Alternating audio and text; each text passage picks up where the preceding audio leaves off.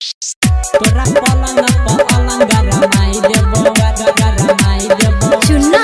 Aryan digital recording studio Purnia. पलंग पर अलंग रमाई देबो रमाई देबो तोरा पलंग पर अलंग रमाई देबो चढ़ गेलै ठंडी सुन लागै छै जाड़ा के मन करे सुन ना दोबारा चढ़ गेलै ठंडी सुन लागै छै जाड़ा के मन करे तोरा दोबारा के प्यार के जोश चढ़ाई देबो ये चढ़ाई देबो हाँ चढ़ाई देबो ये चढ़ाई देबो तोरा पलंग पर अलंग रमाई देबो तोरा पलंग पर अलंग रमाई देबो तोरा पलंग पर अलंग रमाई देबो चढ़ गेलै ठंडी सुन लागै छै जाड़ा के मन करे सुन ना दोबारा चढ़ गेलै ठंडी सुन लागै छै जाड़ा के मन करे तोरा दोबारा के प्यार के जोश चढ़ाई देबो ये चढ़ाई देबो हाँ चढ़ाई देबो ये चढ़ाई देबो तोरा पलंग पर अलंग रमाई देबो तोरा पलंग पर अलंग रमाई देबो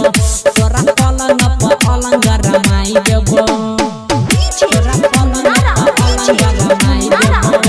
रमाई देबो तोरा पलंग पर झिटकी बाजार मधुबनी। तोरा पलंग पर अलंग रमाई देबो रमाई देबो मिक्स बाय चुन्ना आर्यन। लागो नहीं देबो छौरी सरदी जोखाम गे लागो नहीं देबो छौरी सरदी जोखाम गे एक बेरा में रहतो सीधे आराम गे हमरा मन छै कन्हैया सन बाबा लागे नै देबो गे सुन तोरा हावा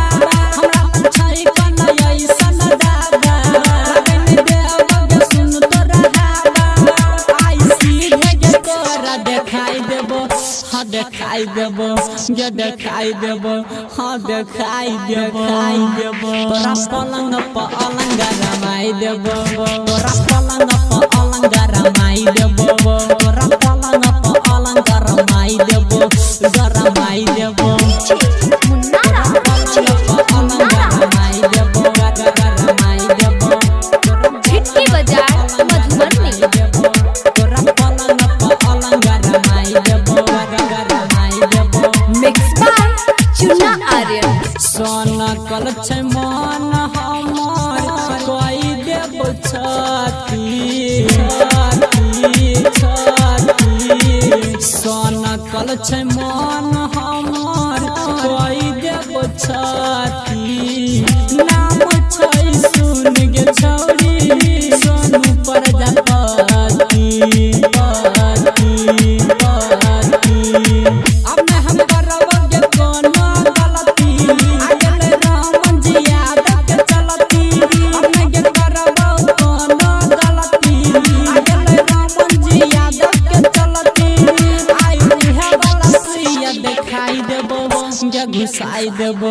हाँ घुसाई देबो गे घुसाई देबो तोरा पलंग पर अलंग रमाई देबो तोरा पलंग पर अलंग रमाई देबो तोरा पलंग पर अलंग रमाई देबो Chunna Aryan digital recording studio Purnia.